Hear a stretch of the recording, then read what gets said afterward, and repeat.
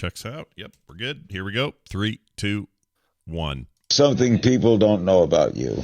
I'm a deeply closeted gay guy. No kidding. Well, I'm not coming out, though. Wait a minute. What are you revealing here today? I'm not revealing anything. I'm saying I'm deeply closeted. Well, that means you're gay. Well, I wouldn't say that. Why would I say that? I'm deeply closeted. No, but that means you're very, very gay, but you don't want to come out. You're so closeted. That I refuse to say I'm gay. Right. Exactly. But doesn't that mean you're gay? Hey, easy, buddy. They hit us with 400 gigawatts of particle energy.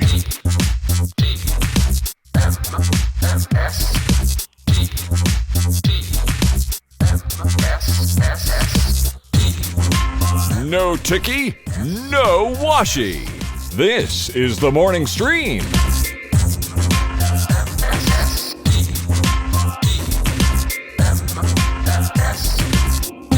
Welcome to TMS, everyone. It is Wednesday, September 15th, 2021. This is the morning stream. I'm Scott Johnson with Brian Ibbott. Hello, Brian. Hello, Scott. The norm news hit me really hard. I didn't like it. I didn't like it, but it's the most norm-ass thing I've ever heard. To go 9 years with a fight with cancer and never tell anybody, that is norm as shit to do that. Yeah. You know? It totally is. There are 3 comedians that have influenced my entire life in major ways. David Letterman, John Cleese, and maybe most of all, Norm Macdonald. He's my favorite comedian. And that was just horrible, shocking news. Like, the night before, Carter and I were skimming through YouTube finding old Letterman and Conan O'Brien interviews with Norm. Like where he was on there? Yeah, because they're just funny. They're great to just go watch and stuff.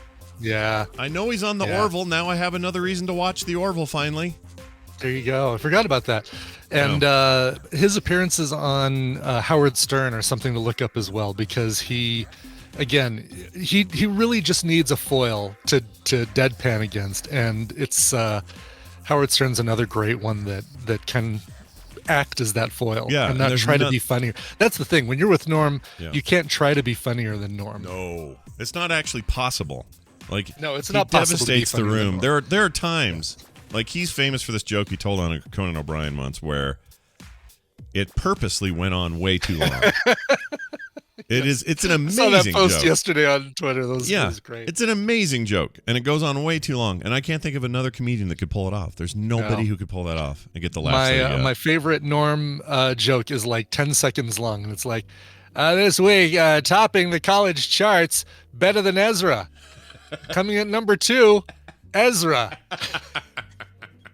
And it was like this, and he sits and stares at the camera for a while afterwards, and it's the greatest thing. It's like one of the funniest things he ever did on Saturday Night Live. I just love that one. There's another. I'm gonna play you a clip.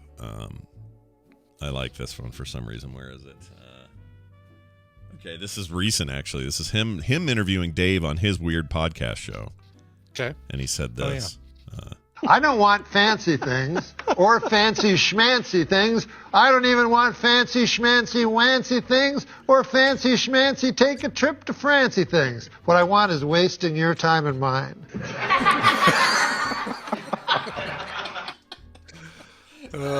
See, it's not even a good joke, but it's the way he does it. It's the way he delivers it. Yeah, Gosh, absolutely. Dang it. It took really. We should all go watch Dirty Work in his honor. Yeah, we should.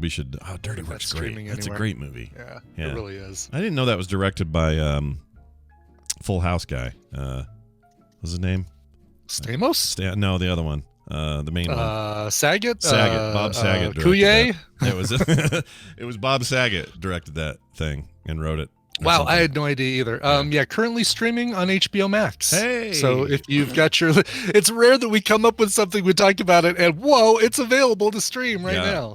Weird. All right, well, we should get on that. Speaking of getting on things, we have to do things a little out of order today because we got a guy with a hair appointment, and we cannot be late for his damn hair appointment. Well, hair waits for no man. No, apparently. Especially not this man with his long locks of luscious brown hair. So we're going to get right in. Hey, look who it is. It's Brian Dunaway joining us for Battle Royale, Tad Pooley Feud Edition. Hello, Brian. Oh, hi, Scott and Brian. Hi. Hello. You have a haircut? Brown hair. That was a weird way to start a conversation you got for me. you got the brown hair, right? It's sort of dark. Oh, yeah, it's brown. Yeah, and you're going to Ooh, get Mr. Brown Hair. Yeah. We got blue eyes and brown hair. Hey, baby, how you doing? What a combo. Is it just a haircut, or are you getting like a full salon treatment, or what's the plan? I'm getting a shave and a haircut. Yeah, 2 bits. It's going to cost you more than 2 bits? Yeah, probably. No, I'm just getting a haircut. I don't know. Yeah. Hey, man, I'm a guy. I'm loose and easy. I just said my hair looks like something needs to be done to it. Yeah. So I contacted my hair person. Yeah. And now I'm going, and I'm going to get there, and she's going to go, well, what do you want to do? And I'm like, just, do your thing. Do you have a hair person, like a regular hair person that you go to all the time? Of course, yeah. I just text her. I'm like, hey, it's that time. Yeah. Got an opening? Yeah. She says, nice. okay, well, come Wednesday. We got a Wednesday opening, so we got to make Yeah. a Wednesday. What, you don't have a hair Tadpooly. guy? What do you like, sports clip? Look, I'm not that low rent. I don't have my hair guy is my wife, and she's not a guy, so that's the deal there. Your hair guy is a Floby. I got you. Yeah, I'm with you. My hair guy plugs in and charges. All right, hey, let's get straight to it then. We're going to play the Tadpooly feud. I see we're both logged in. That's fantastic. Brian, do you want to explain how this works and what we should? Yeah, I guess we need how a this listener. thing is going to go. Yeah, we do need a listener. Yeah, bring it it's time to play. Oh yeah, do we? That's right. Get a listener before I tell people how to play, don't we? It's been a while, and so this threw me a little. Let's see if we can grab somebody real quick. So chat room, y'all got to call in 801-471-0462 if you want to be a part of today's thing. Good prizes today, by golly. Yep. Oh, here we go. We got a listener. Hi, thanks for calling. Who's this? Hey, this is Icor. It's Icor. Oh my gosh! I don't think we have enough Icor call-ins. He's all over everything else, but he never calls in. So I'm really glad to have you, man. Welcome to the show. Okay, Brian. Now you can explain how this works. Okay, it's time to play the Tadpooly feud. I've surveyed the tadpole on some nerdy topics.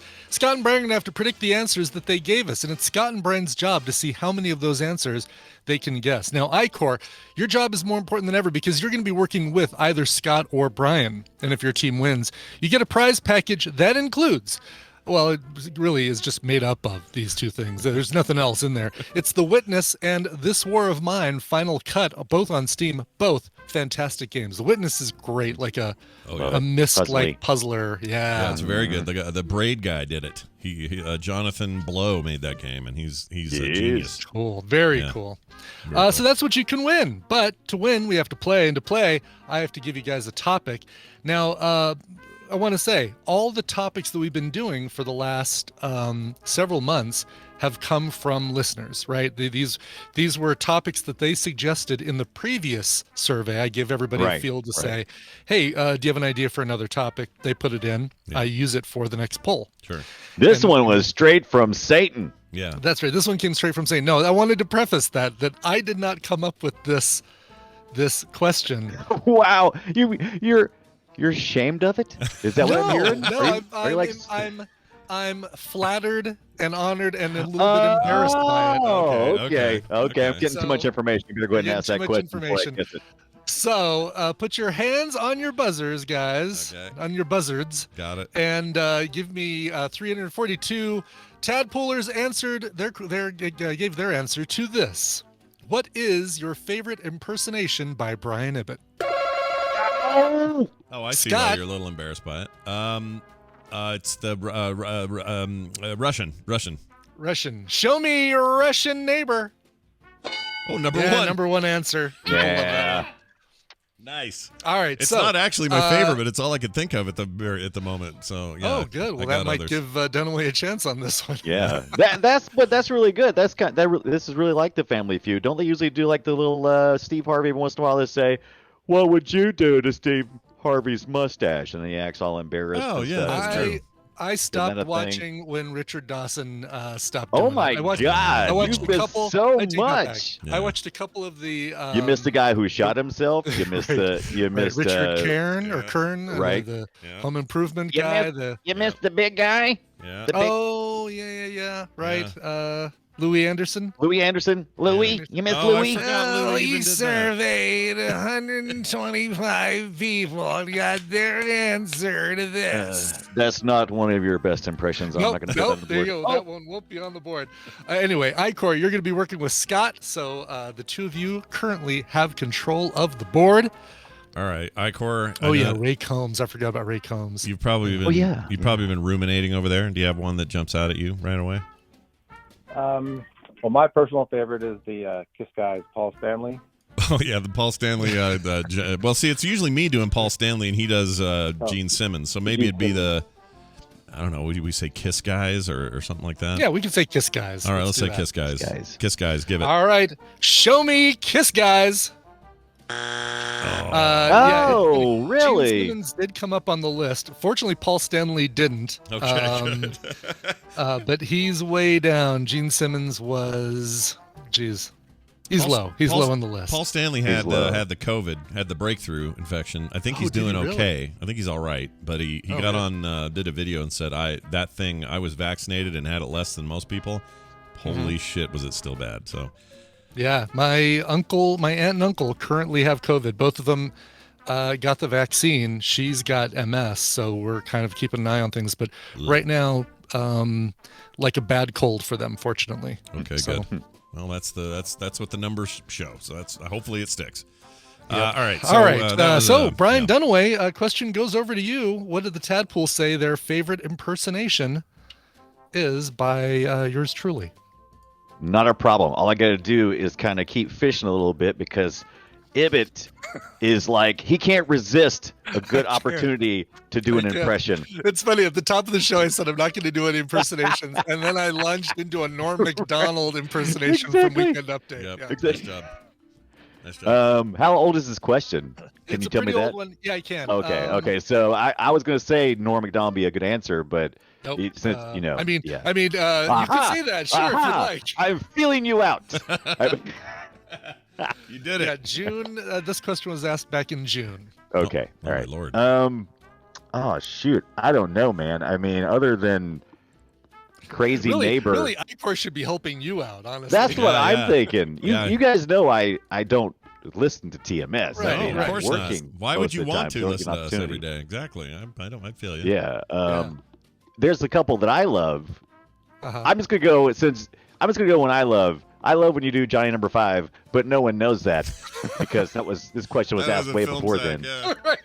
So, my Johnny Number 5 impersonations lasted about 1 day. Yeah. It's my personal favorite. Yeah. And I'm part of the I'm part of the Frog Pants stuff. So absolutely you are. Yeah. Show me no disassemble.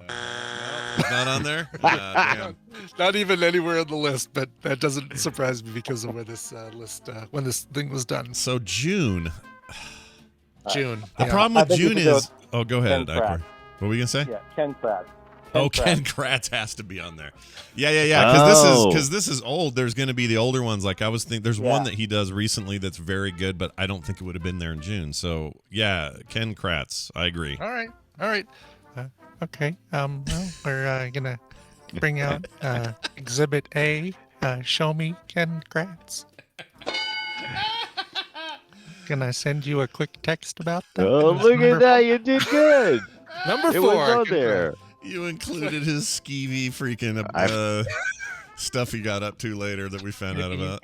Come over later and I'll show you my briefs. Those videos back in the day that we sent back and forth, they're so funny. Those like face swap or something. Yeah. That was so good. All right, I feel pretty good about that. All right. Number 4, by the way, for those who missed it, was Ken Kratz. Okay. Probably. Okay, I was thinking Stan Lee. How do you feel about that? Oh, that was good. Yeah. Okay, I have another one too, but yeah, Stan Lee's a good one. Okay, hold that one because we're gonna need it. I have a feeling. So we'll say Stan Lee. All right, show me Excelsior.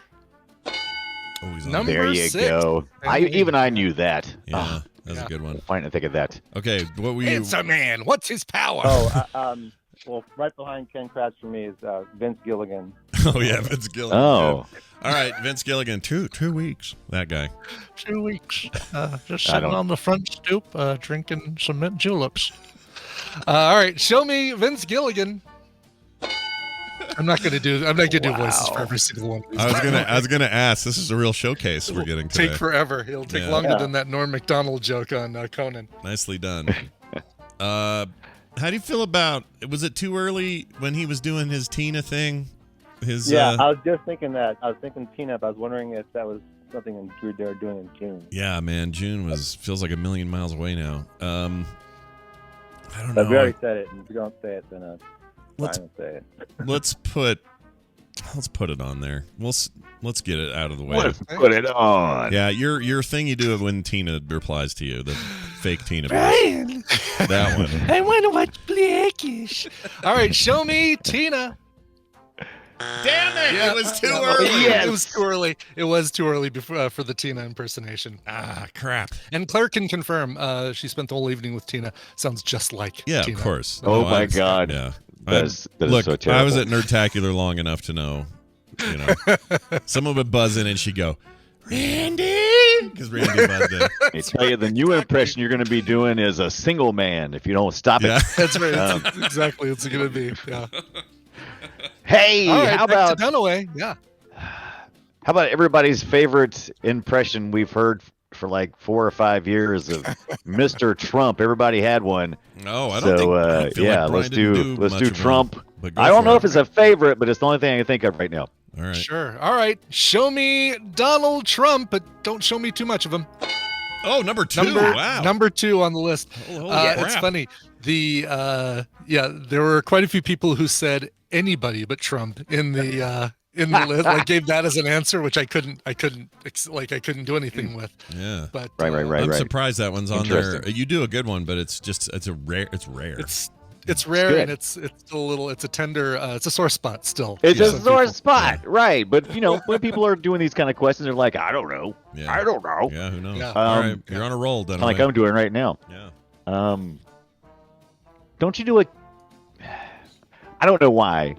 Mm-hmm. When they say Ken Kratz, at first I thought you did like Ken Burns, and I'm like, but have I ever heard of Ken Burns? I don't know, and I'm like, I think he's fishing again. Don't say anything. Yeah, hey, don't say anything. Shut up, Scott. Nobody asked you nothing. This is a conversation between me and Ibbott. Playing good cop over there. Right. Yeah. I mean, how about not a Burns, but how about Mr. Burns? How about just Mr. Burns from The Simpsons? I like your sure. Mr. Burns. Yeah, you do that a pretty good bit. Mm-hmm. Release the hounds. Sure. Okay. All right. Show me Mr. Burns. Show me Mr. Burns. Oh. No Mr. Burns on there. Okay. So. All right. Back to Icor and Scott. Yeah. How you feeling 2 over there? strikes. So you've got to. What do you think, Kevin? You want to go? You're killing it, though. So, yeah. Who's the singer that's always... the 2 singers always at Nerdtacular, someone Mary. James and Svet. Oh my gosh, same-sex Mary. That's a great one. That is actually my favorite. The problem with that is it's perfect for anyone who knows who they are, and once you hear it, it's amazing. Tadpole. You always talk about it. So that's a good one. Brian, I think I'm with Kevin here. Let's go with let's go with James. James, all right. Show me James from Same Sex Mary. Oh, come on. Amazingly, here's the amazing thing. Not even on the list, not even one person said, not even one person, which surprises me. Boo. It's you guys know. I know a lot of you have met him, but a lot of you haven't, and I understand why you don't know how genius that impression is because you haven't met him. But if you met James, you'd swear you were in the room with him when Brian does it. It's insane. It's easily your best impression. It just happens to be, a low level. Right. Yeah. It only works for a certain crowd. Yeah. Oh, although it's really killing in the city council in Silver City, Vegas, or Silver City, Nevada right now. I can get in there and go. Knocks him dead. Bring the house down. I just thought of one. Oh, you thought of one? Ah, crap. That's okay. Brian, are we out of strikes? Is that our last strike? Yeah, you guys are your last strike. Oh. So You're out. Brian needs to get 14 points to tie, 15 points to win, which you can do. So, if I just get the bottom answer, right? That's all it would take. Bottom two answers would do it. Right. Yeah. Really, the bottom 2 answers on the board are... Any 2 of the answers on the right side of the board will do it. Yeah. Well, don't sweat it, Scott. I'm not getting any of them. Because all I can think of after y'all said that musician, I started thinking, Brian always reminds me of Billy Corgan, and he does a pretty good one of those on Film Sack. See, all mine are Film Sack related. Billy Corgan from Smashing Pumpkins? I'm trying to remember if I've ever heard you do a Billy Corgan. I can't think of Haven't you done a Billy Corgan? I could have swore when we did that that movie that had the guy that liked Billy Corgan, you did one. Maybe I'm conflating. Maybe I do a good Billy Corgan. Yeah, maybe I don't think I've ever done a Billy Corgan impersonation. I'm going to help you out here and say I don't think I've ever done a Billy Corgan impersonation. Fine.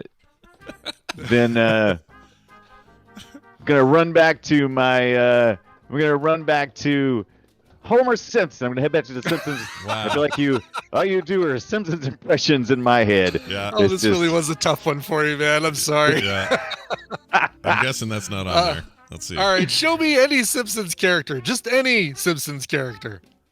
Oh, that's a shame. Okay, I want to guess one that it's been... Okay, look, I love all of Ibbott's impressions, and I hear him a lot of times on Film Sack, but I don't know if he does any of them on if I do them there, I do them there. I probably do them here, but well, the ones you do there are almost always film specific, right? So it's always in context of the movie. And there are a couple of these that are film specific. Well, one of the ones in this list. Can I guess one of these that we didn't get that just hit me? I'm guessing that Morrissey was on there because your Morrissey's very good. Yeah, Morrissey did not make the top. It was number 14 on the list. I would have put that 10. You guys... All right, let's see what these other ones are. For Pete's sake, put us out of our misery here. Number 3. Third Eagle. Third Eagle. Gosh dang it! Of course. Third Eagle of the Apocalypse. Yeah, you don't know who that is, Brian. If you don't listen to the show, you don't know who that is. Yeah. That's a deep cut, I guess. All right, show me number 7. Australian accent. All of the Australians. That's what I should have done. I should have just started saying random nationalities. Yeah, there you go. Right. Yeah. This one was so high on the list. It's like I didn't know any other way because so many people referenced it in different ways. But it's Barry and Jill. Oh my gosh, it's overwhelming. That's overwhelming. I agree with Third Eagle. Jill. So yeah, but Brian. But you just Third say Eagle. Jill, right? That's the whole all gimmick, that right? impersonation. That's not an impersonation. That's the whole The thing. entirety of that bit is Jill. just saying That's Jill. it. Just saying Jill. But listen how good Which it is. sounds like the recording. Yeah. This is funny because you're just parroting it. But okay. Yeah, listen. I never stood a chance. We do this almost every time. Let's do this real quick. So I'll go. Oh, I know. All right, Brian, you go. Jill. Jill. Jill. Jill. Jill. Eventually, it's no different. Eventually, it's the same sound coming out of everything. It's crazy. Anyway. All right, number 9. Oh my God.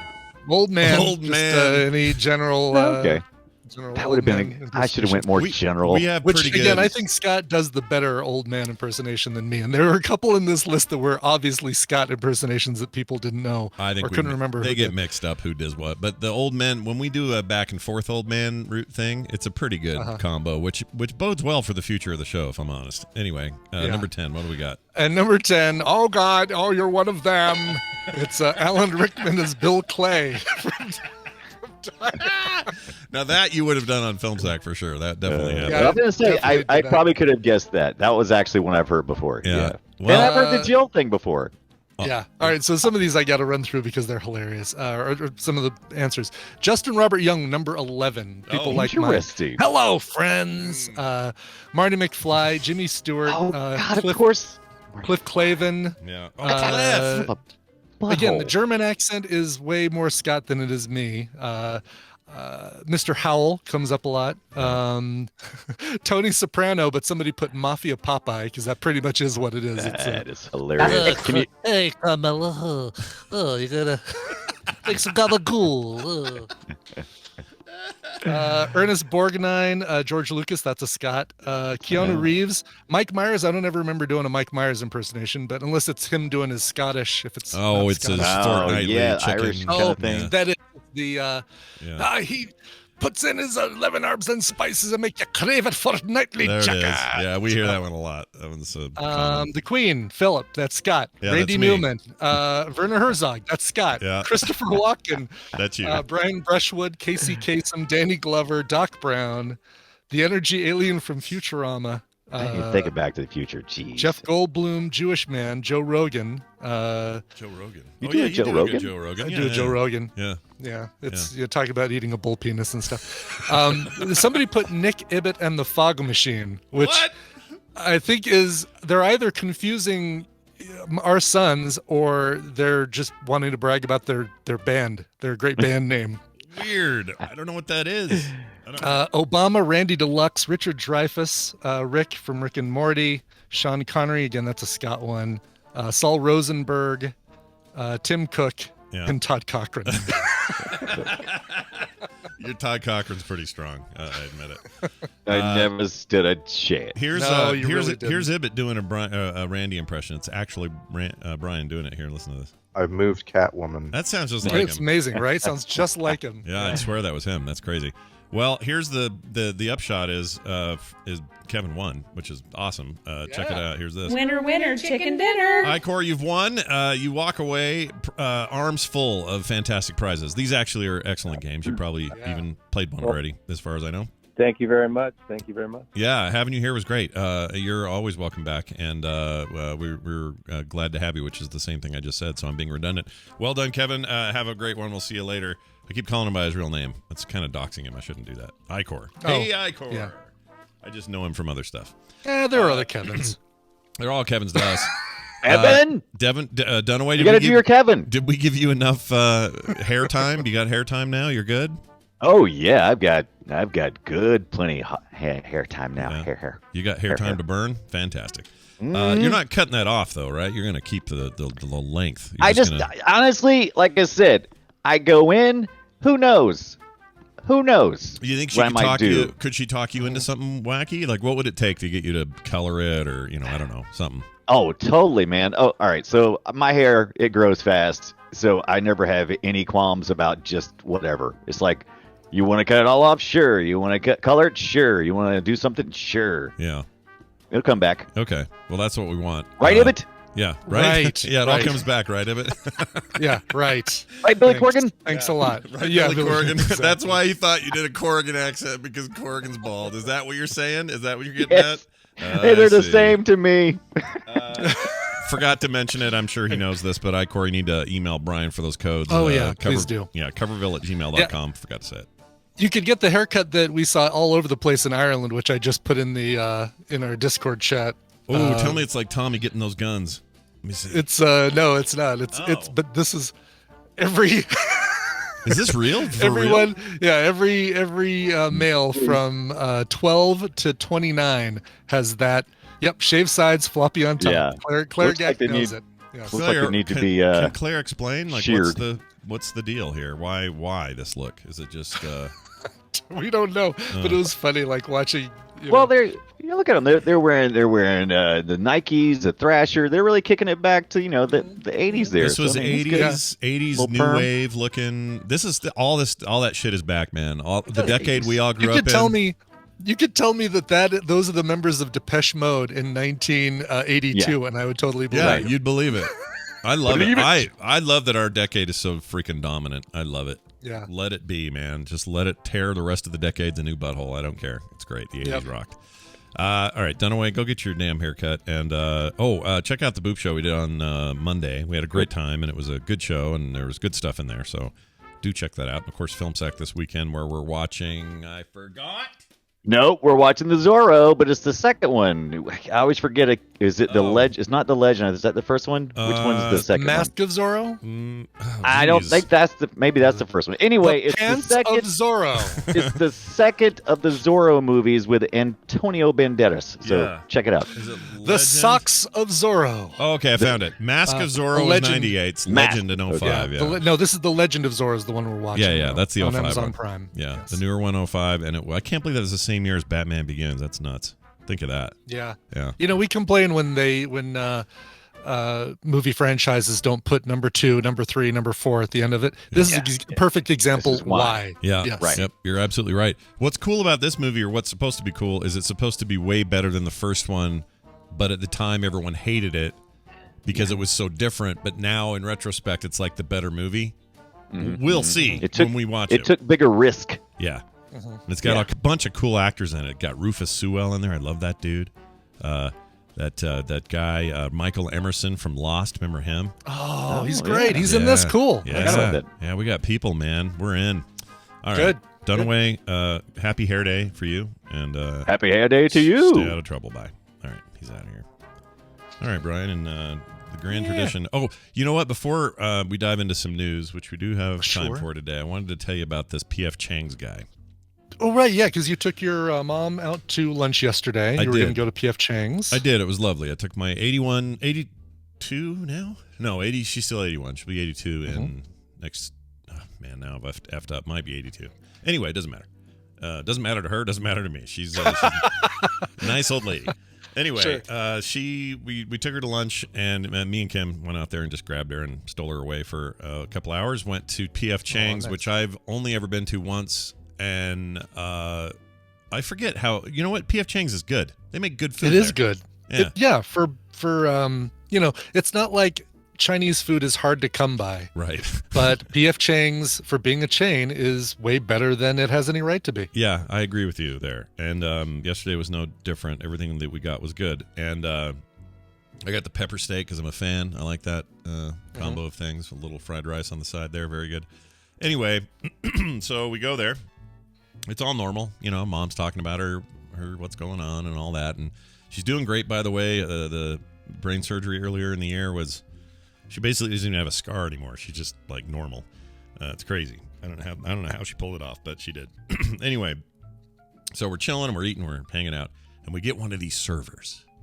And you know the type, okay? Or I think you do. Okay. I'm wondering if there's maybe a name for this. Nice enough guy, but very, very interested in making sure that he is your best friend you've ever had. Okay, yeah, And it's too much. Like, it's just over an edge. There's a certain edge you can get up to, and then you're like, man, that was an awesome server. But then if you go over that edge, you're like, ugh, make sure the doors are locked.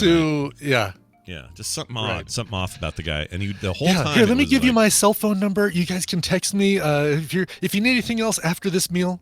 Call me. Just let me know. Yeah, like I asked, what do you recommend? And he goes, well, I really like the Mongolian beef, and here's why. My wife and I, blah blah blah blah blah blah, and goes on for a day about his life, and that there's he was late on a bill by accident. I learned all these things about this dude. Oh my god, wow. Yeah, and all I'm doing is trying to find out if the Mongolian beef's worth it, and I end up getting the pepper steak anyway.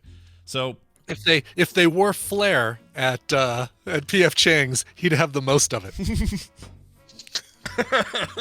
Yeah, you're right. Oh, and he also was like, I used to work in the kitchen, so I know every step of the, like he was just really. They couldn't stand me in there. They put me out here with the people. Yeah, and I didn't know. I'm not good at handling that situation because I was nice and everything. But I don't know. I can't go as far as he wants to go. He wants to go like, we're friends and let's exchange numbers and I'll see you in Fortnite. I can't go that far. So I'm bringing it. I'm kind of like, oh yeah, okay. Anyway, I'm sure he's looked you up and he's listening to this very podcast, Scott. We probably should be really careful. Well, we did mention the podcast thing. Something came up somehow. Like, oh, my husband. I'm like, Kim, don't tell him anything about what we do. Because I'm worried he's going to show up outside a window with hot chili or something. I don't want that. Well, the hot Mongolian beef, really. But I will say, I mean, honestly, quite truthfully, the food was really good yesterday.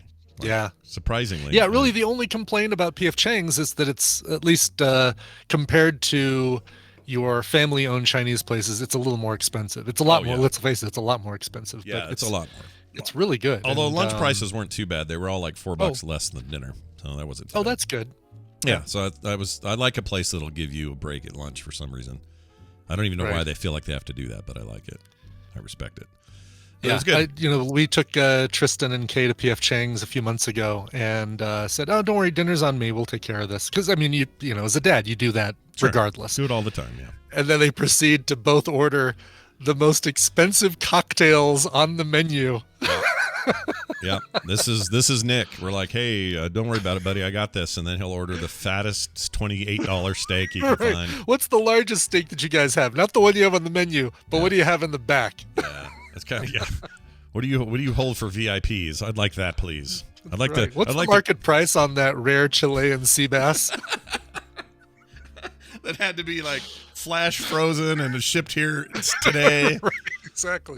Yeah, I don't like any of that. But the king crab sounds nice. I'll have that. It was nice though. It was nice. My mom had it was nice to be hanging around my mom, and it was good. Yeah, it was nice. So Go take your mom to dinner, everybody, or lunch, or whatever you can do, because they ain't gonna be here forever. But right now she's got enough energy to go another 10 years or more. I don't know. She seems just fine. Good. Yeah, and she told us the more full story about the tumor. Tell me if this doesn't sound like me. This will crack you up. So, she tried to explain it. The doctor, she just seen her neurosurgeon again the other day, just as a follow up, and he's very happy with how everything went. His department calls her the miracle girl because none of that procedure went the way it usually goes. It all went 100% best case scenario. And good, yeah. All the odds are against it. She's old. The tumor had been there for 15 years and growing. It wrapped around most of her frontal lobe and was just like crammed in there. Oh my God. Even people who have it successfully removed have incontinence the rest of their life. She doesn't have that. And they say part of the reason is when she got there and they opened it up, she goes, it just kind of fell out. That sounds gross, but No, but just the fact, there wasn't super invasive. It was like, because the tumor was done. It was ready to come out. It's usually like all into the curves of your frontal lobe and like stuck in there, and you got to leave some of it. He says the average is you leave about 20% of the tumor because you just can't do it, or else you're gonna wreck their frontal lobe. So the way she described it, and I was like, well, that's interesting. She goes, no, I don't know how to really describe it, but he just kind of said, and I go, I know what it's like, Mom. It's Thanksgiving. Oh, yeah. And you go to the store and you buy some cranberry sauce in the can, and when you get home, it might come out in one, or a soup can, doesn't matter. It might come out in one big thunk, like a shape of a can. Yep. And then it might be like, oh, geez, got to shake it and get in there and dig it out with a spoon. She got lucky and the whole shape came out. Right, the can-shaped blob of cranberry sauce just came right out. Yeah, I think that's how. That is maybe one of your best analogies ever. Yeah. And for the record, it was not the tumor was not cancerous at all. It was like strictly I don't know, just a tumor, what would you call that? A benign tumor. It was benign, yeah. Benign. Was it head shaped? Like, did it come out and retain its shape? No, but then I told her. Then I used another example. I said, because I asked the same question, and I wanted to know, was it like those people that take like a Frankenstein plastic mold face, and then they grow a pumpkin in it? Mm-hmm. So then by October, before Halloween, you pull off the thing, and now there's a pumpkin in the shape of Frankenstein's face. Yeah, and Disneyland, they do that with pumpkins, or with Mickey Mouse ears. Like they make pumpkins with Mickey Mouse ears. Yeah, see, that's great. I think that's totally cool. And she says, no, I don't think it came out in the brain shape that you're thinking of. But yeah, it just kind of pulled away, which 100% never happens. And the doctor is like, whoa, I can't believe it. And she's made a full recovery, and she's kept the weight off she lost from it, and she's just doing great. So I hope everyone's 81-year-old mom is doing as well as mine appears to be doing.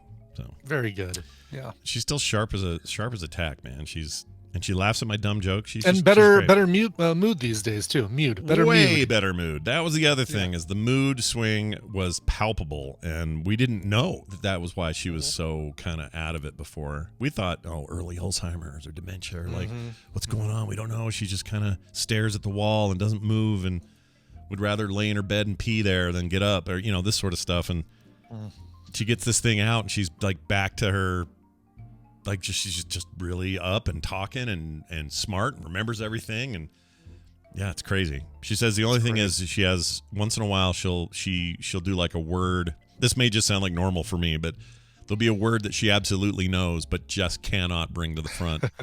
Gosh, yeah, who does that sound? Yeah, weird. At least she has an excuse. I don't really have one. Right. Really, it sounds like both of us, to be quite honest. It's probably most people at the end of the day, but I think there are people who are better at it than us. Let's put it that way. I need to get back to doing crossword puzzles, because that seemed to be helping. And I'd sit there and do the New York Times crossword puzzle every night.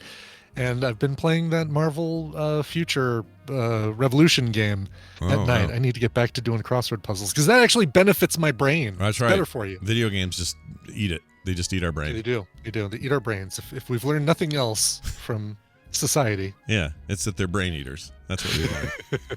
All right. Well, on that note, let's dive into some informational news content. It is time for the news, and it's brought to you by Brought to you by Core. It's coming up tomorrow, Scott. Why should I even give a poo? Well, speaking of video games and how they rot your brain, we do a weekly show that really covers the entire breadth and width of video game space, news, consoles, PCs, everything in between. Not just games we're playing, but some of the big issues floating around the industry right now. And if you want to hear all about that, like last week, we did a really great teardown of all the Sony stuff. And got really into the weeds as to what was coming and when. If you want to hear more great coverage like that, it happens every Thursday night live at 5 p.m. Mountain, or right here at frogpants.tv, or you can get the podcast, frogpants.com/core.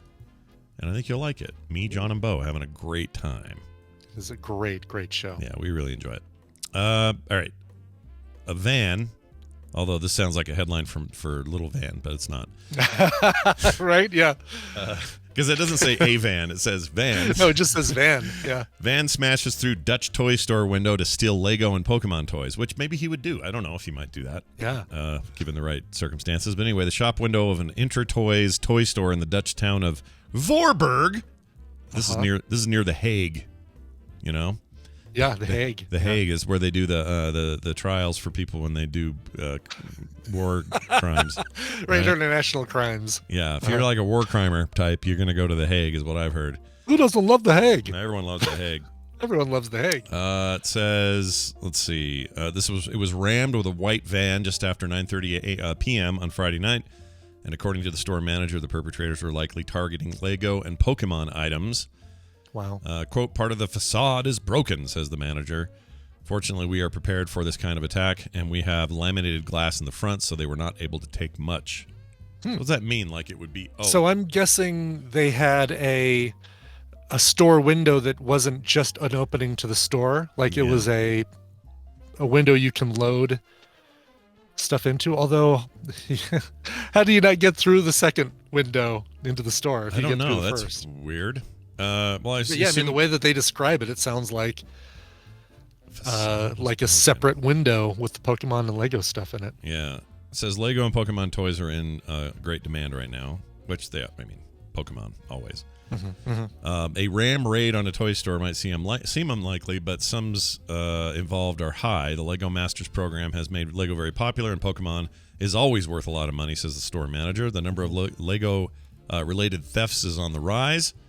Both The Guardian and NPR have recently written about increases in Lego crime, or Lego, I guess, both in Europe and beyond. Limited edition sets soon become collector's items and easily fetch 4 figures or even 5-figure sums, depending on the set. Yeah, it's crazy. Do you have anything that somebody could come steal and be like, oh, I got the best Lego thing ever? I got that massive helicarrier Lego set, but... I imagine the uncompleted Lego boxes are way more expensive. Like to resell those, way more expensive than the completed sets, than the built stuff. You know? I would assume so. Yeah, like comics, they want it mint condition in the box, kind of thing. If somebody tries to steal this helicarrier, it's probably going to break halfway through the house. Oh yeah, right? Yeah, just getting it through the hallway, clink, clink, clink. He's like, oh, dang it! I dropped 4 Quinjets. Oh, where's Hawkeye? Yeah, you step on it. Oh, Hawkeye, not Hawkeye. Hawkeye, not Hawkeye. Like Hawkeye. You know what I'm surprised didn't come up in your impressions thing was the running scared. Billy Crystal. Maybe that's what Brian Dunaway was thinking when he said Billy Corgan was my Billy Crystal. Oh, maybe he got his Billies mixed up. He did think Smashing Pumpkins, but. Billy Corgan? Don't cross your Billies, I always say. All right. Here's a story. Here's a story I like the most, I think, of today. Taco Bell. You're familiar, Taco Bell, right? I'm familiar. I haven't had them since I've been back from Ireland, but I'm kind of craving. I have the crave. You have the crave? Scott. You crave, I have the crave. Go south of the border. I want to make a run for the border. There you go. I couldn't remember. Yo quiero Taco Bell. Take your weird dog with a circle around its eye. Did you see a Taco Bell there? They don't probably have those. Okay. No, let's see. Like American fast food places, McDonald's, some, but really the one that surprised me, and we saw them everywhere, were KFCs. Oh, really? Kentucky Fried Chicken, huge in Ireland for some reason. Yeah, why? Claire, why? But they've also got something called Abra Kebabra, I think is what it's called. Like it's a kebab shop.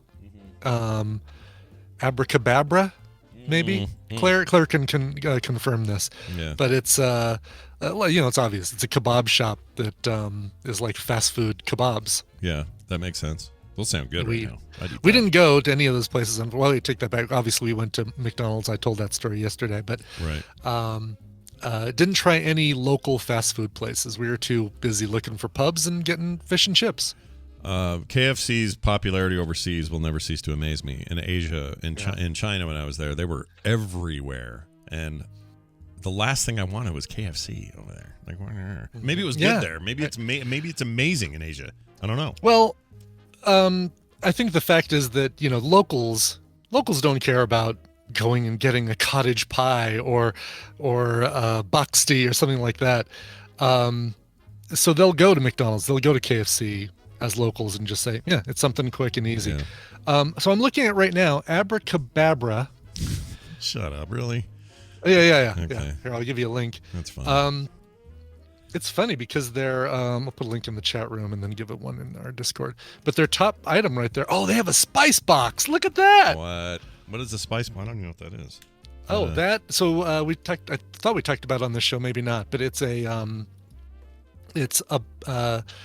Asian street food. It's Ireland's take on Asian street food, or there's a better way to describe it, but it's chips and deep fried chicken and sautéed vegetables in a Asian food container. And okay, I'm in. It's one of the slider images that comes up, and it's got some great spices, and it's so good. And you can only get it in Ireland. I mean, it's as far as I know, you can only get it in Ireland. Okay. That's the only place we've ever seen a spice box or a spice bag. Oh, this place looks good. It does look good. I would go to Abracababra in America if they had one. In a heartbeat. Even the burgers look good. Oh, man. Yeah. Okay. Well. Yeah, it's funny. I don't even know why. I've seen 15 things show up in their menu, and none of them are kebabs. So yeah, they write it. There's a whole bunch of text about kebabs, but no listing or big blowout images of kebabs. Burgers are huge. The Magic Bites are huge. Yeah, weird. All right, open one up in America. Maybe kebabs. They're like the KFC equivalent to you just want a bucket of chicken original recipe. It's like that. Right. It's like they're basic. Well, anyway, there's that. Anyway, the whole point of Taco Bell. Oh yeah, Taco Bell story here. They want you to send back your used sauce packets, not your ones that you haven't used yet, because there's always those. Has to be a joke. It's got to be a joke. This is real. They want to refill these. So Taco Bell has a plan, they say, in place to recycle some of its 8 billion pounds of used sauce packets that go into the U.S. landfills every year. 8 billion pounds. I don't know what that is in tons, but that's the fact that they give you 20 sauce packets when you go through the drive-thru and you only use one. Yeah, I agree. So that's what the thing. The filled ones are going to landfills. Maybe they should just only give you, I don't know, a couple. Yeah, that's what I'm thinking. If you got 3 tacos, give me 3 packets. Don't go crazy. Give me 100. Yeah. The fast food chain is rolling out a nationwide pilot program for its customers to send used sauce packets through the mail. Program was initially announced as a trial in April and created with recycling company TerraCycle to, quote, divert as many used sauce packets as possible away from landfills and reuse them. Here's how it works. You sign up for a TerraCycle account. You collect empty sauce packets in a recyclable container, print a free shipping label from TerraCycle's website, and ship the box back via UPS. Taco Bell will display QR codes and other signage in various parts of the restaurant to promote the program and encourage it, rather than dropping off the used sauce packets at a restaurant or using the mail, because the majority of transactions are taking place at its drive-thru and not in the they're not in the restaurant when this stuff happens. It also discovered that there was a preferred way for customers during this pilot program. That's their preferred way, is to mail it back, minimizing the transportation footprint, and they're just shipping their box back. But I'm still with totally you that most this. are full, though, right? What's that? Most of the packets are full. I don't get how it's going to be that many. Yeah, so here's what I'm going to do. I'm going to sign up for this, and when they send me when I go through the drive-thru and they give me 20 packs of hot sauce, I'm going to open them, squeeze them into a Tupperware, Yeah. and send all the. And then I've got salsa. Yeah, yeah. That's sauce I could use to, I don't know, take the paint off my car if I need to, or you got some rusty spark plugs. You need melt my 3D printer resin back down to. Sure. Whatever industrial home use you might need, you'll have a whole Right. Tupperware thing. Yeah, and then I want to know what do they do after they send you? I'm hoping that what they're gonna do is shred them and melt them down, because I think they're foil, aren't they? They're like a plasticized foil or something. Yeah, right. Aren't they? Hold on, I'm looking here. Because the inside. I just made up a thing called plasticized foil. Plasticized foil. Plasticized foil. I think they are just full plastic. Like they're just But rubber. they bend and they keep their shape when you bend them. So there's they're just plastic. Yeah. Plastoil. Plastoil. I know They're what you're plastic. saying. I know what you're saying, because it's not a stiff plastic. It's different. Right. It's more like a baggie. But even Yeah. those have more retention of their. I don't know. But you know, that's totally fine. I will. It's free. What they need to do is offer you some sort of reason other than I love the environment to do this, right? Like, give us a free Bel Grande something, or a Taco del Ariana or something. Taco del Ariana. Save your tears for another day. You know that version of that song that she's on, because there's two versions. There's just The Weeknd by himself, and then the one with him and her. That one with him and her is so much superior. It's really good. I actually like that song. You know what else I really got hooked on? Music Man, Brian. Who'd you get hooked on? Olivia Rodrigo. Tell me it's Olivia Rodrigo. No, I kind of can't get around to her. I don't know what my deal is with her. Oh, you need to get around to her. She's great. Well, She's all of her songs are about well, this is no surprise because every pop song is about this, but the guy that got away, right, and is with somebody else. It's like all of her big hits are about, oh, I got a driver's license, but no, you're with someone else. And then another song is, oh, good for you, you got somebody else. And good for you. And Deja Vu, are you doing all the same things with her that you did with me? Like, her big three songs are all about some guy that just broke her heart. Wow. Yeah. Well, Anyway, right. I'll get around to her. Good. But the dude I'd listened to, or this song I can't stop playing, and I'm sure I'm going to be sick of it in short time. All right. I know that soon it's about to fall off hard, but I can't stop listening to that Stay song. I can't believe the this. Bieber thing we talked about yesterday. Well, it's that Kid Leroy's the main kid. Right. Is the main dude. And he's kind of he's another white Post Maloney kind of type dude. Mm-hmm. Like a little bit of singing, a little bit of hip hop, a little bit of mixed, a little mumble rap in there. So there's that guy, and then but Bieber comes in and sings parts of it, and I really like that song, and I like it unapologetically until I don't. Okay, that's what I'm saying. There is nothing wrong with that.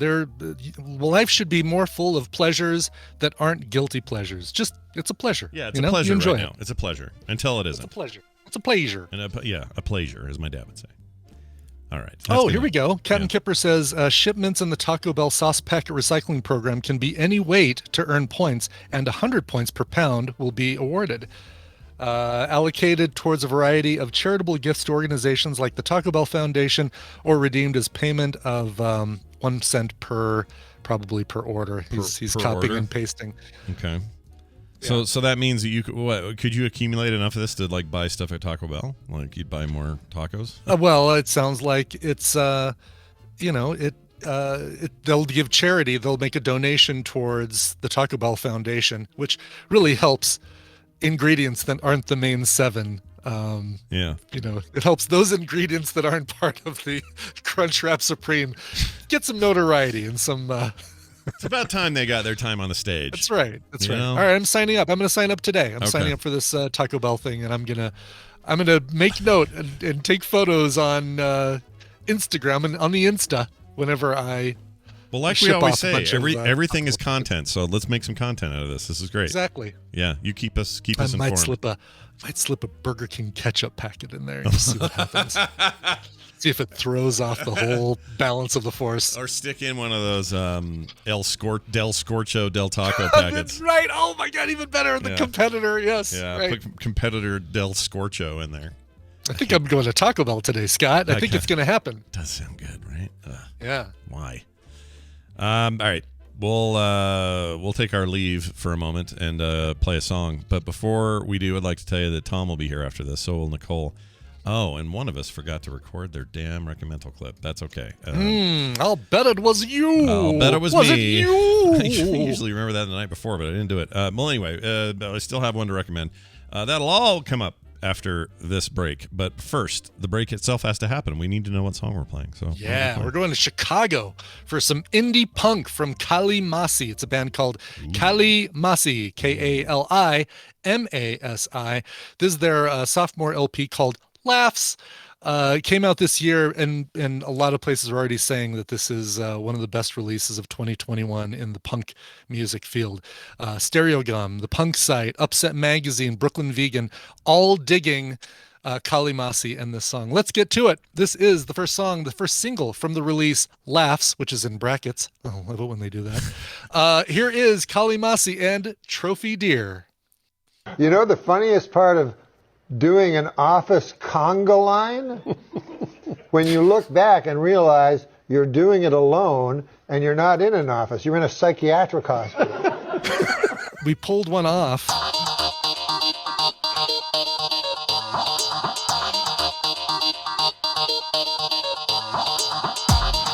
The morning stream. I got a thing about chickens.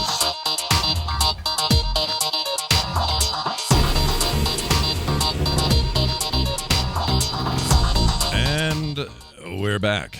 That song again, Brian. That song again is Trophy Deer by the band Kali Masi from Chicago, indie punk outfit from Chicago, from Chi-Town. Utterly fantastic to hear. Yeah.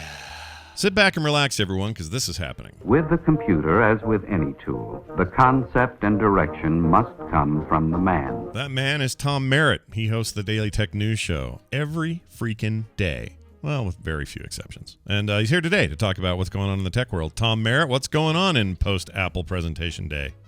Yeah, do you want to talk about the phones? I mean, the we watches, could. the tablets? I hear the camera lenses are now diagonal on the back instead of in a vertical orientation. You know, that was one of those things that I saw some very respected tech journalists that I know and love mentioning as if it were significant. Oh, there's that diagonal camera lens. I feel like it's my problem. I'm missing something. Yeah, right? Yeah. I'm trying to see. It's so that you can look at it and say, "Oh, they must have the new iPhone 13." Yeah, it's a design thing, and I think it's a design thing that design nerds are into, and I'm just not enough of a design nerd for it to capture me. But the camera and the video and photography capabilities in the iPhone 13 Pro are impressive. This is a very incremental update. It's a decent update. There's Apple makes great processors. Everything's getting new processors. They're going to be faster. You're going to have significantly better battery life on this stuff. But there's not the whiz bang like, wow, you have to get it because it has this feature, which I think is fine. My electric toothbrush just went out, and it wasn't like I was agonizing that it went out off cycle because the new electric toothbrush is going to be out soon. I just went and bought whatever's available, in the store. So I think we're getting there with phones where you can use your phone, whether it's Apple or Samsung or anything else, you can use your phone until you're tired of it, until it doesn't work for you anymore, then find out what's available, and they will have continually improved them in the meantime. That's what's going on here. Like this PCs. isn't a rush out and get the new iPhone because it's got a new thing. This is, hey, if you're in the market for a new phone, they've added some really cool stuff. Yeah, I think maybe we've already been entering this phase for a while, but it does feel like we're finally maybe there. But we're in that phase now that PCs found themselves in eventually, which was you don't have to look for the gigantic jump that was this year versus last year anymore. You're how long's your thing last? No, I got 7 years out of this PC. Time for me to check out a new one, and that's kind of where we're at. And I think I'm good with that. I think that feels I used to go every 18 months. I would need a new PC. And this was back when I had no money. Right. Like in the 90s. I'd be like, oh man, I need to scrape together money for a new PC somehow. I've had my Alienware forever. Yeah. I don't even remember when I got it. Honestly, it's still a workhorse. It works great. Laptops are kind of getting there too. Yeah. For me, and phones, man. Yeah. I think phones are a commodity at this point. If you're like really into foldables or stuff and you're an early adopter, yeah, there's some interesting things from Samsung with the Galaxy Fold, but that's really an early adopter thing. Like it's not quite ready for prime time, and I think it might get there, but it's not there yet. Yeah, that foldable thing has got a lot of questions around it, but mostly it's just it's like, oh yeah, that could be the future, and now we got to wait and see if it sort of is. And you're always going to have your day oneers, right? You're always going to have those people that are like, I got to order it now. But when for the first time in a long time, I saw the new phone yesterday and went, actually, I think that 12's close enough right now. That's really close to what my phone is. Like, yes, that camera and those improvements are amazing. The battery life is tempting, but I have a current gen Pro, and I'm very happy with it. And honestly, the diagonal camera placement is about the only physical difference I can see between the two. Yeah. So I'm kind of okay. Yeah, Yeah, design-wise, it's made for people who have the 11 or the right 9 now or something. If you are, and this is a niche, I don't think this applies to most people, but if you are someone who really wants or needs to shoot video, take photography with your phone, right? You don't want to carry around a lot of equipment, you don't want to have special purpose RED cameras or DSLRs, but you do want to have pro quality functionality from the phone. The iPhone 13 Pro can deliver that.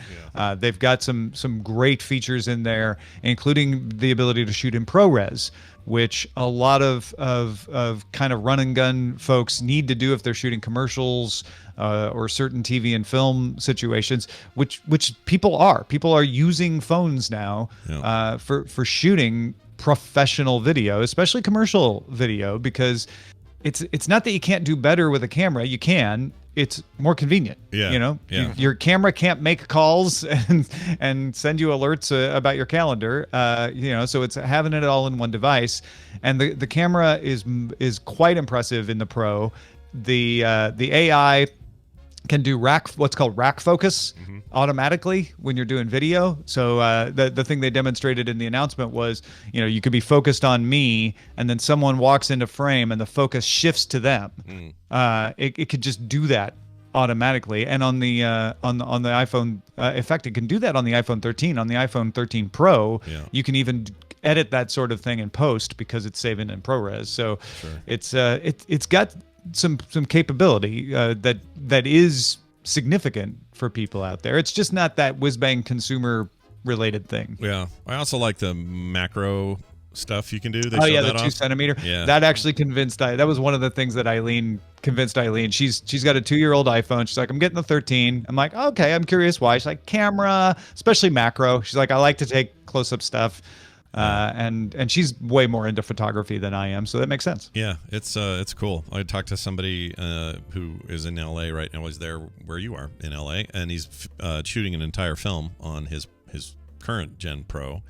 Yeah, and he says they're working in the editing bay. They can't tell the difference between this and footage from like a RED camera or something. They're just getting everything they need, and that really blows things open for a whole lot of creatives who want to just do stuff and do it more professionally without investing in all the rigs and everything.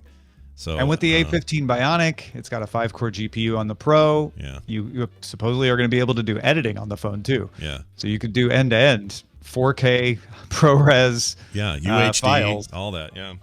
These words may mean nothing to many folks out there, but if they do mean something, it's like, oh, that's tempting. That's tempting to want to do. It's significant. And I'm fine with this being the point of competition that we're at right now. Like, it feels like everything else is a given, like more RAM, more storage, more capability in terms of processor speed and that sort of stuff. That makes sense. That's always going to be an incremental upgrade. So where the competition may ultimately be its most fierce is what kind of pictures does this take? What kind of video does this take? And is this the kind of tool I could use for way more than just I'm checking my texts and taking a picture of my food at lunch and putting it on Instagram? Playing a little it's only lawn mowing or whatever it's called. Yeah. Stupid lawnmower game. Yeah, honestly, these phones, especially the Pros, I'm giving short shift to the 13 and the 13 Mini because those are definitely like, oh, I just need a phone, that makes calls and plays games and is pretty cool, and that doesn't have the 120 hertz refresh rate improvement. It has the better chip. They're great phones. They're decent phones. Right. The determinative factor of whether you want one or not is probably whether you prefer iOS over Android, because there are just as good or better Android phones out there in comparison, depending on what you're looking for. Right. The Pro is the one that is I think distinguishable, but not necessarily for the average consumer. Right.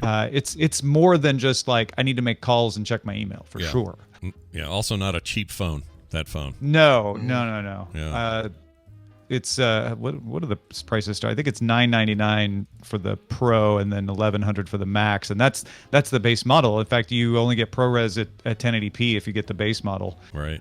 So yeah, it starts to get pricey if you need that bigger storage. Which, if you're going to do end-to-end editing type of stuff, you probably want that extra storage. My prediction, but you can't go up to a terabyte now. Sure. Well, that's true. Yeah, the storage is much more, and they need it to be for. They need it for the if you're going to be doing tons of 4K. Yeah, you better do it. A UHD adds a lot of memory too, or a lot of storage. I didn't realize how much that adds. That adds a lot of visual data that ends up being like if you do a UHD photo. I did a little test, one with it and one without it, and it was like 8 megabytes more. And this is just a normal still photo, but 8 megabytes more for UHD than it took for non-UHD.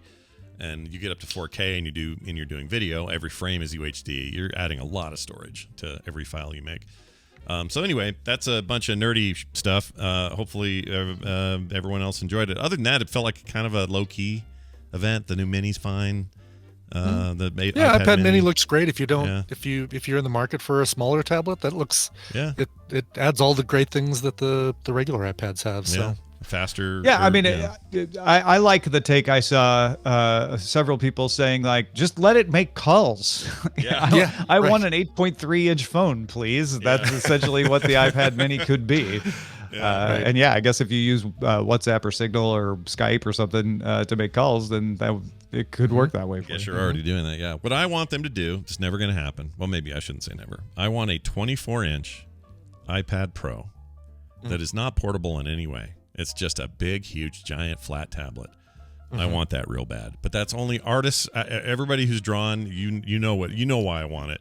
Everyone else is like, why would you ever want that? But I'm telling you, I would die. I would love it. Yeah, so much. It's the Microsoft thing they came up with a couple years back. That Surface display Studio table. With the puck. Surface Studio. Anywhere and I wish the Surface Studio would get an update. Isn't there a Surface event coming up, or that already happened? There is. Let me see if I can put my fingers on the date. I think it's like the 24th. Yeah, that thing had some real downsides, but the conceptually, I was in love with it when I saw it, and I just they need some power, they need some GPU, they need some things to make it worth it, but.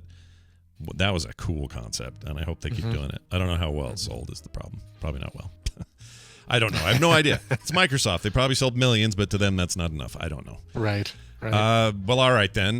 This and more happening later on the Daily Tech News Show. Yesterday, I know you guys did the brunt of the Apple stuff because that's the day it happened, but we'll see what it brings today. It'll be loads of fun, and I'll be there. So check it out, 2:30 Mountain Time, if you catch such things live. Tom, anything else you'd like to mention before we go today? Yeah, as we head in the holiday season, the tech news is ramping up, and one of the things that I don't know if people don't listen to Daily Tech News Show realize is it's cumulative. The people who tell me like I really benefit from the show say it's because they don't realize how much more they know about technology until they're in the room with somebody else and they're like, oh yeah, no, I heard about this a while ago, or let me explain how that works, and they're like, oh right, I got that from DTNS. So now is the time to get in on that. And we're looking for patrons. If you are interested in getting not only DTNS, but DTNS ad-free, a bonus show where we look at old technology news from our own lineups from 5 years ago that Scott is on, an editor's desk from me with thoughts and opinions about how the technology world works. That's all available, patreon.com/DTNS. That sounds great. Tom Merritt, everybody. And don't forget, Ace Detect on Twitter. He's a public-facing man. We'll see you later. Bye.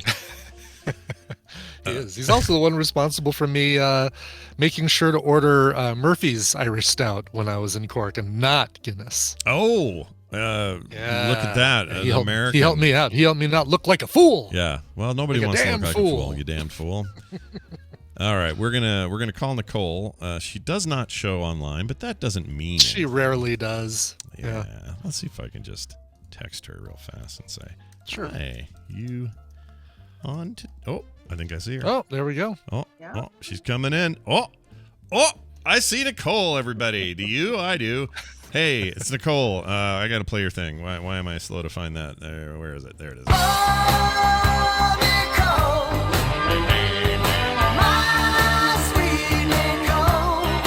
Hey, look who it is. Nicole Spag joining us for Reccamentals, where we talk about stuff we saw on streaming services and then recommend them to you. Nicole, welcome back. Thank you. I'm glad to be here. Yeah. It's good to have you. Yeah. I mean, what is a Tuesday without this? Or Wednesday. What is a Wednesday without this? I can't even get my day straight. Right. Hey, I it's thought good. there was going to be a clip that you played, like, of me doing, like, cackle. Oh, no, I always have that handy. Good if you... I have a lot of Nicoleisms. Let's see. I have a whole... Oh, man, I have a lot. Do you want to hear just a couple? Let's hear a couple. Here's one that's just called Nicole's Laugh. All right, there's that. Here's Nicole. Let's see. Oh, Mark, where are you? That's not you, but that's someone asking for Mark. No, but that's perfect. I never heard that one. Yeah, here's a good one. He is filming turds. Yeah, he's filming turds. Don't remember what that was about, but there it is. Yeah, here's another one. It looks like the trailer for BioShit. BioShit, yeah. BioShit. Anyway, Nicoleisms are some of my favorites. Octonate. Well, anyway. I do miss Bioshock. I do too. There's a new something coming from those guys. What is it? No, I don't remember now. There's something coming from those guys, though. There's all kinds of excitement out of the BioShock people. I forgot what it was. Are you playing Deathloop? No, Brian is. I am, and I'm digging it. Yeah. You liking that, Brian? I have to find a PS5 now. I had a PS5 and I gave it to Patrick. You gave you gave a PlayStation 5 to Patrick Beja in France? He bought it, but You gave him you got one in your shopping cart and then gave him the link to. I had one here. Yeah. And I was still playing Fallout 76. It was kind of collecting dust, PS4. sure. There was no games. I'm like, yeah, and Patrick was looking for one, so I'm like, yeah, I'll sell it to you and ship it to you. Oh, nice. Nice. That was really nice. That was a very nice friend thing for you to do. It's not what was I going to say? Oh, it's also on PC, so if you really want to play it, you can get it there. But if you want to be on your butt on the couch, you gotta find a PlayStation 5 right now. Or wait 6 months and get it on an Xbox. All right, anyway, so here's the deal. Or just find me a PS5. Yeah, I'm sure it's easy. No problem. Easy now. Oh, yeah, chips are plentiful. Chips everywhere. Growing on trees now. Yeah, they're just Walmart can't. There's no more shelf space. Go buy them. Exactly, right. Well, it'll be fine. I Can't get rid of them. I went into Target yesterday and it said, we will not be selling PS5s. Like, it's like the whole thing they're doing with Pokemon cards. Like, really? Because it's like causes too much strife and. Yep. Wow. Yeah. Well, there you have Pokemon cards, PS5s, and baseball cards. Jeez. We are also not selling toilet paper. Yeah. Just cause. No more.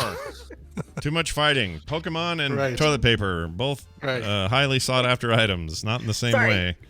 Anyway, do your thing, Scott. Well, let's do this. We got Reccamentals to do, and it'll be fun because we haven't done them in a week. Or no, more than that, because you were gone. Brian was gone. Yeah, 3 weeks. 3 weeks. Holy crap! So we'll start with Brian. Clips here. Do you have a setup for this or anything? I got to make up for some lost time. Both of my Reccamentals are documentary series. Whoa. Right? Series. Wait a minute. I hope it's not one of mine. Because I have a documentary series to recommend. Do you really? Is it on Netflix? No. Okay, then you're safe. Oh. Okay. Both of mine are on Netflix. Mine's on Amazon Prime. All right. Okay, good. Dodge that bullet. Let's play number 1 here. Here you go.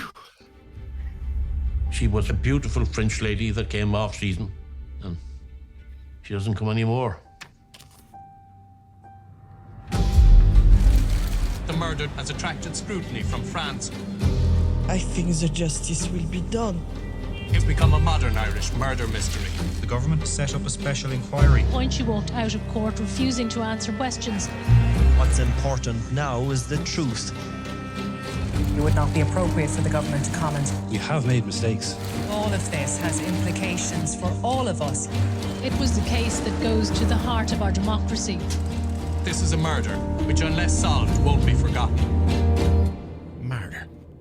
The only reason I'm involved is because I was the last person spoke to her.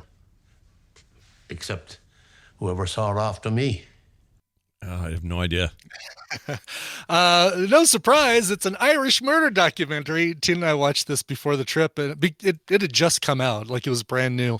This is called Sophie, A Murder in West Cork, and it is a docuseries that came out about this woman named Sophie Toscan du Plantier, who is a producer who would come to Cork, had a little house on the coast where she could watch the lighthouse turn around, and she was murdered, and there was a huge investigation and several trials, and I won't tell you what came about from all that stuff, but it was absolutely fascinating, and it's one of those documentaries that does a great job. It sets things up.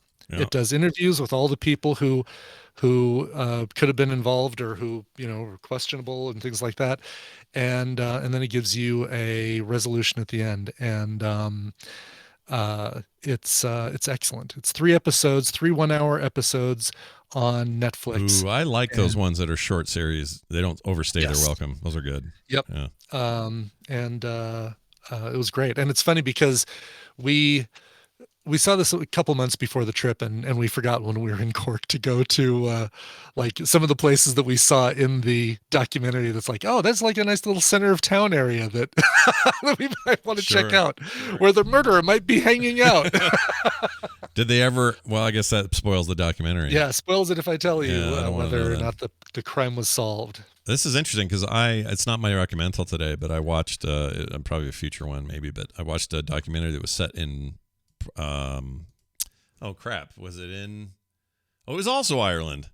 Was it? Okay. And it was also it was a serial killer guy, and I don't remember the name of it now, and I got to go back and like remind myself. But was it It may have been the Belfast one, Claire. It was.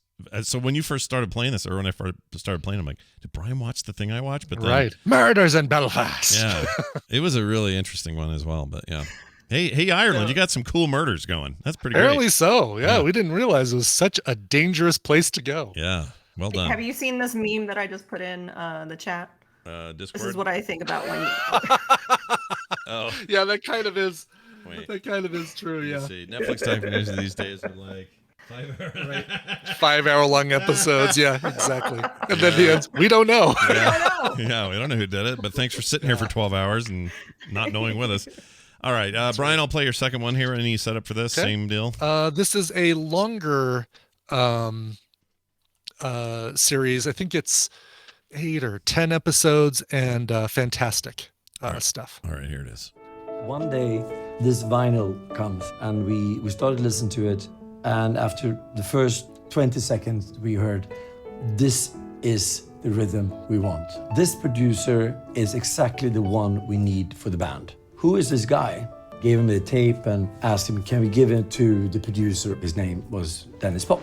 Well, my name is Dennis Pop. This is a true story, and this is how faith, luck, timing, everything comes in together. I got a cassette sent to my house saying, please listen to our demos and call us, Ace of Base. I took the tape and I put it in my car stereo and it got stuck. So I kept hearing it. Every time I drove in that car, I kept hearing the same song. So he had to listen to our demo tape every day, going from and to the studio, listen to our songs. I have no idea, but this sounds intriguing. This is a series on Netflix called This Is Pop. It's 8 one-hour episodes, each one focusing on a different aspect of pop music. That is the Stockholm Syndrome episode, which talks about how Sweden is responsible for so many pop songs that go beyond ABBA and Roxette and Ace of Base. how Max Martin is this genius producer writer who's worked with Childish Gambino. That song "This Is America" was co-written by him. Some Backstreet Boys stuff, some NSYNC stuff, some Britney Spears stuff. There's just all of this amazing Swedish music, and they have this thing, I can't remember the name of it. It's like Jaeger, not Jaeger, not Jaeger Meister. Can't remember. It's like some term that doesn't really have a perfect English translation. Chuck Yeager. But no, it's Chuck Yeager, yeah. exactly. Okay. But it's the fact that Swedish. Why is my watch yelling at me? It's that Swedish people don't want to brag about their own successes. They want to sit back and celebrate everybody else's successes. And I'm guessing Wendy probably knows this term, but it's very prevalent in this. And it's like, oh, well, this is why you never hear about the popularity of Swedish music, because they don't want to get up and brag about it. Yeah. But that's just one of the episodes. The other episodes, like they have one about the Boys to Men effect, the how it changed vocal group music in the 90s and beyond. There's an episode that talks about the Brill Building, which was this New York building that had so many hit songs written in it. Carole King and Jerry Goffin worked there. So stuff by the Shangri-Las and the Shirelles and Neil Sedaka and all of these other bands and artists came from there. One about festivals and their importance in music, an episode all about auto-tune that interviews T-Pain. And I have a big respect for T-Pain after watching that episode. Yeah, I'll bet. And then my favorite episode, which will surprise nobody, an episode on Britpop that focuses on the battle between Blur and Oasis in the 90s, where it was like, words were said, things were said to each other. Wow. And it wasn't just woohoo. That's not all they said. Right? That's not all they said, but they talked about that specific song and what the point of it was, like what the reason for that. Yeah. And it's kind of interesting. So yeah, these, I started with the episodes I wanted, that was most interested in: Auto-Tune, Britpop, Stockholm Syndrome. And then I was like, these are all fantastic. And I watched the one about country music and the one about Boys to Men. And, and the whole series is fascinating. That's great. That's very cool. Yeah. And this is Netflix, you said? That's also Netflix. Yeah. This is Pop. 8 one-hour episodes, and each one has a different narrator. Orville Peck does the one about country music and pop, and he is interesting in and of himself. Yeah. It's just amazing to see Orville Peck. Yeah, I like that guy. There's a series on the series on HBO called what's it called? It's the one where the first one was about Woodstock, and then they got a whole Woodstock 99, that is, and then they got a whole other bunch of stuff coming, and it's another one of these kind of music series. It's just interesting to see a couple of these take off like this and have just suddenly we got music based documentary series coming out of major studios. I love Music Box, I think, is the one. Music Box, that's it. Yeah. Yep, Music Box. So yeah, more of those, and I still need to see that Woodstock 99 documentary. But the festivals episode of This Is Pop talks about Woodstock 99 and how it was just this, hey, commercial, let's make some money off of Woodstock, and then everything got set on fire, both figuratively and literally. Yeah, that 99, that doc on 99, it was insane. I recommended it here a few weeks ago. That thing is nuts. You got to watch it. You'll hate Fred Durst more than you ever did. Awesome. All right, those sound great. I don't hate Fred Durst. You should. You will after you watch that. Go watch it, and then you will. Watch that. It's not about his music. It's not about any of that. It's about watch mine, and you'll love T-Pain, and then watch his, and then you'll hate Fred Durst. Yeah, you will not. I promise you, Nicole. When you see that documentary, I am 1,000% sure you will turn on Fred Durst. Absolutely. Did you see that T-Pain was one of the winners of The Masked Singer? Oh, no. Was he really? I didn't know that. Yep. Like, was he? You mean he lasted like one of the seasons? Okay. I think he was in the first season, or maybe it was the second season. I think it was the first season, but yeah, he won it.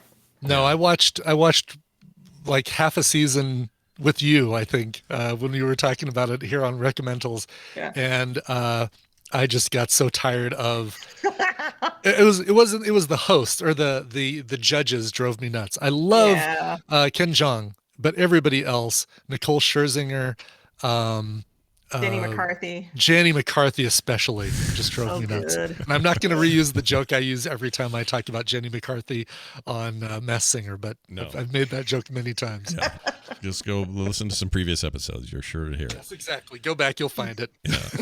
All right, let's do. Okay, so I did one this week that I completely forgot to record because I'm dumb, and last night I totally spaced it. So I won't be playing You're it. going to give an impersonation of the movie. So here's what I'm going to tell you about it. It's more of a, I guess this is more of a story because it's a known quantity. It's not like I'd be fooling you guys. This is a show that came out in 2002. It ran till 2008. I am now in full binge mode, and I am rewatching The Wire. And The Wire. Awesome. And the reason I'm doing that is A, The Wire is awesome, and B, Michael K. Williams, died, it's been a week now, week and a half? Yeah. He played Omar Little, and there's still some weird stuff around his death, like they think maybe, it was definitely drugs, but they think the drugs maybe were tainted. So there's a criminal investigation. Oh, so stick around for the Netflix documentary on that. Yeah, there may be a documentary, but he is so amazing as Omar. It's one of the greatest characters in TV history. He's so freaking good. Anyway, I'm surprised about how much I don't remember. So this is a bit of like a new watch in a weirdly. It just feels like I'm finally like giving it my full focus or something. And it is that is an amazing freaking show. It's so good. People like Lance Reddick and Wendell Pierce. That's HBO, right? Dominic West. Yeah, it's been it's HBO, and it's been theirs from the beginning, but it's on Max now if you want to watch the thing in its entirety. The one character I'm really glomming onto this time that I didn't expect to is Bubbles, Reginald Bubbles' Cousins, played by Andre Royo.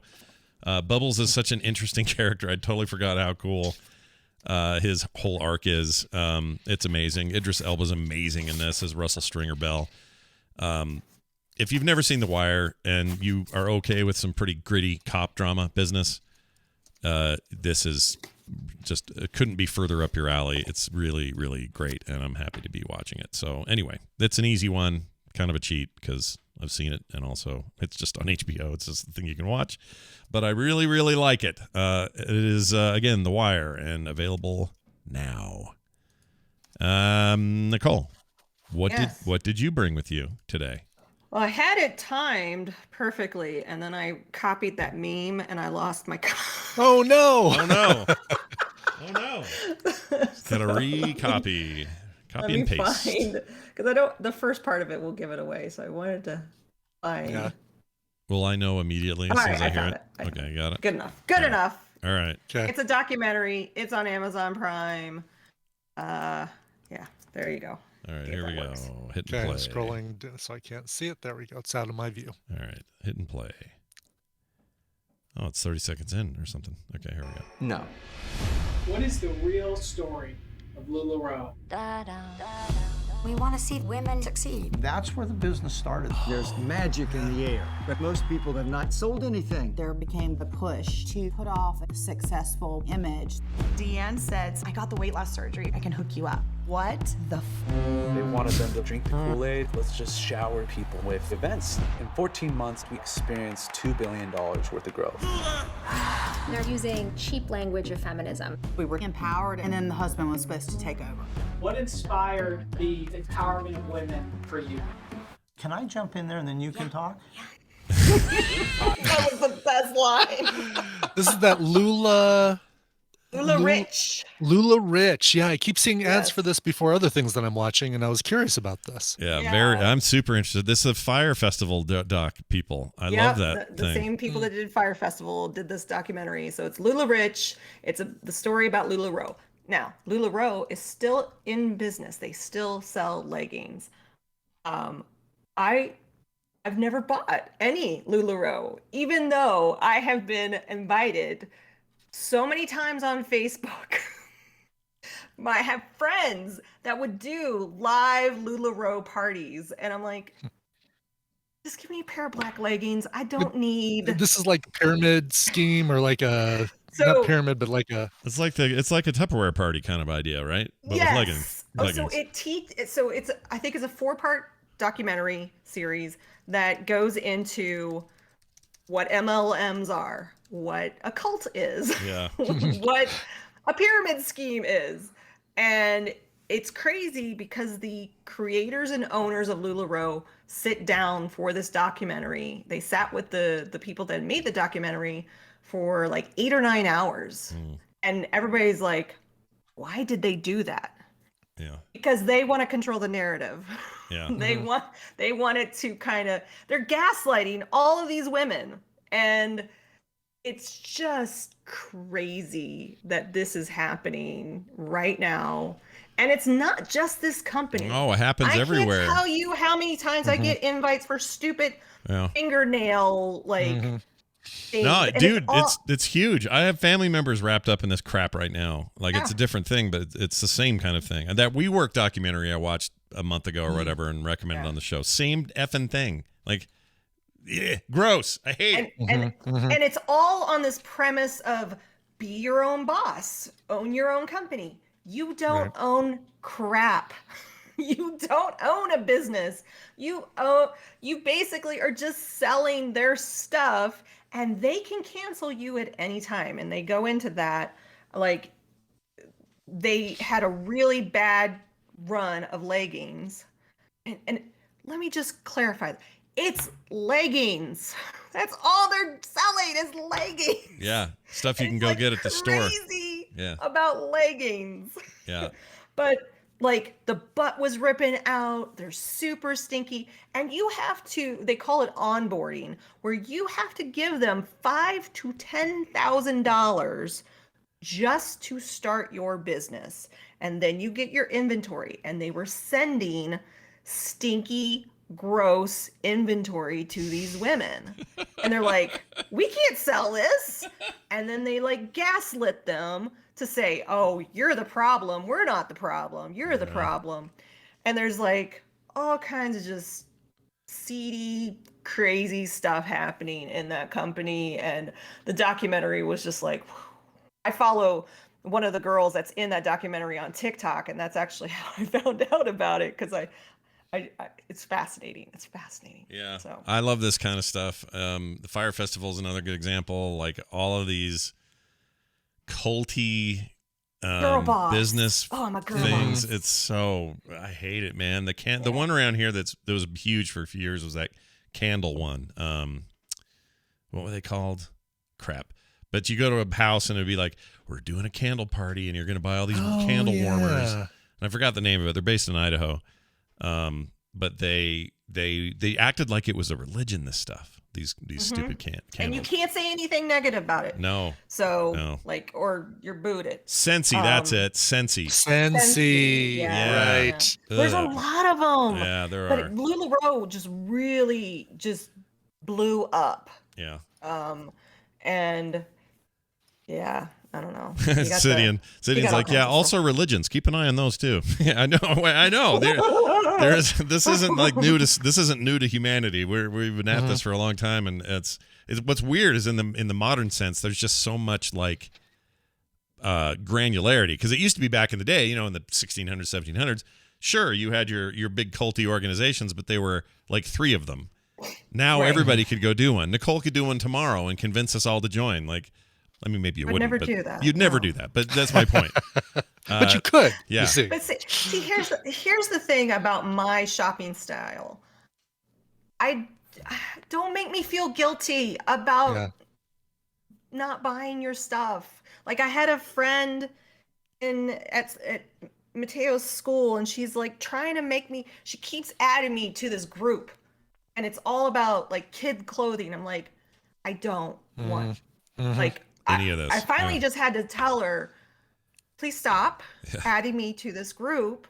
I am not interested. I appreciate what you're trying to do. Like, I truly appreciate that they're trying to start a business, but I'm not interested. And don't make me feel like crap for not being interested. Yeah. What's great about it, though, is that now they're getting so bad that you can kind of spot them a mile away. Oh, I can spot them a mile away. No. Exactly. If anything, that's the one thing I wanted to say about this is, Brian, that's a really good point. Like, we are now at least at a point in history where the delineation is very clear. It's like, I know what you're doing, and I can spot you a mile away.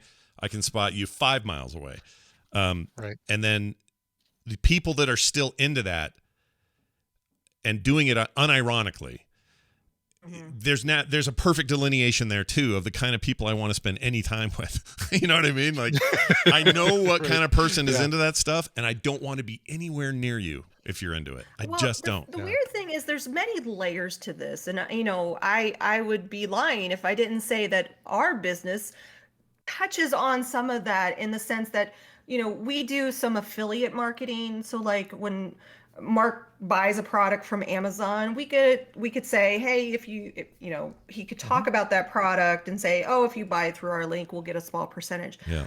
But we don't actually see like who buys what, or I mean, it's a very, there's a layer of, we're taking it on Amazon's word that we're actually getting an affiliate on that. Right. But there's many levels to this, and this level, when you are part of that business and you have to put out money to own product, and there's really, and they go into this in the documentary, they had a buyback program, but then they ended it, and they have so many lawsuits against them right now. It's kind of ridiculous.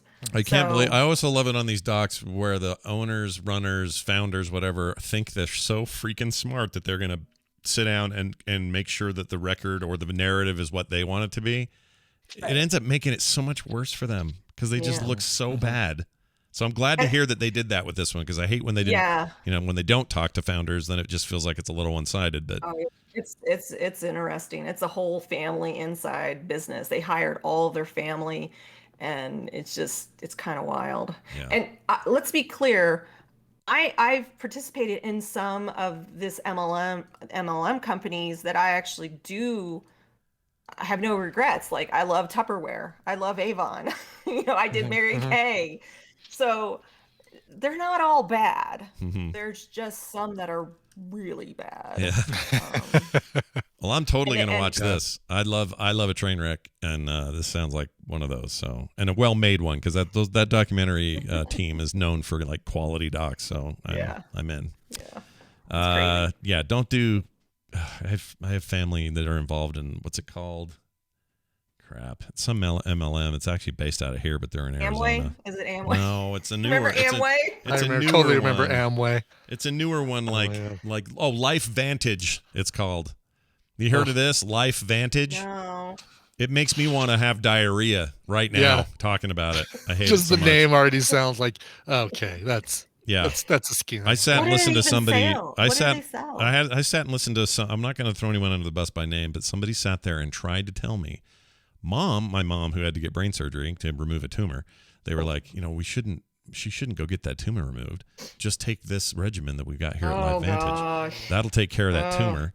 And I just about put my shoe up their butthole. I was so mad. I would have threw my shoe at their head. I was so mad. Yeah. Oh my gosh. Get out of here. Anyway, thankfully my mom's not an idiot, and she, even with the tumor in her head, made the right decision. But anyway, all right, that's awesome. And here's what's cool. Nicole records all of these things that we've talked about in her brain, and then she puts them out on a tweet over it. Actually, I put them on a piece of paper. Oh, good, even better. She records them on a Post-it. I'm too old to remember anything now. Well, there you go. Even better. So go follow her, Nicole Spag, on Twitter, and you can find out what the crap we watched. Nicole, anything else you want to mention, talk about? No? Happy birthday to my daughter who just turned 6. Oh, happy birthday, Eva. She's such a cutie. All right. We'll see you next time. Bye now. Oh, I hung up on Brian. Hold on. I was going to ask you. I screwed that up again. Sorry, go ahead. All right. I screwed up. Oh, were you going to ask her a question? Sorry, I cut you off. Yeah, but no, that's all right. I'm not going to ask her now. But I was going to ask her offline to see if she watched something and recommended it before, because I've been watching something that is old enough that she might have recommended it, but maybe not. Maybe not. So I'll ask. I'm gonna text her and ask her. That's hey, we all have phones. Let's do it. Let's make it happen. Yes, exactly. We'll make it happen. That's it for the show today. I would like to call out a certain individual who signed up on our Patreon in the last couple of days. His name is Call him out. Fet101. Fet101, which sounds like a basic sounds like class. What you watched before you watched The Mandalorian, so you can understand what the F is going on. Yeah, it's a primer for The Mandalorian. Fet101. Love that name, but just signed up for our Patreon, and I couldn't be happier to see them. If you want to be like Fet101, sign up today. Patreon.com/TMS, and gain all the benefits that come from membership in our little program here. That's patreon.com/TMS. For everything else, it's frogpants.com/TMS. DTNS stuff later today. You probably got a bunch of shows coming out soon because you're home now and you're recording things, right? Yeah, Coverville tomorrow, celebrating the birthdays of Florence from Florence and the Machine and Beyonce from Beyonce and the Destiny's Childs. Yeah, there you go. Beyonce. I remember her from the Destiny's From Beyonce Childs. and the Destiny's Childs. Yeah, she's not very well known. No. So I want to try and get her some notoriety. But they're both celebrating her birthday, and there's even a crossover between the two. So that's going to fit in. Nice. Well, if she wanted it, she should have put a ring on it. Okay. She should have. Yes, exactly. Let's get out of here. Speaking of music, you probably have some, yeah? I have some. I have something that's going out to Dan Andrew.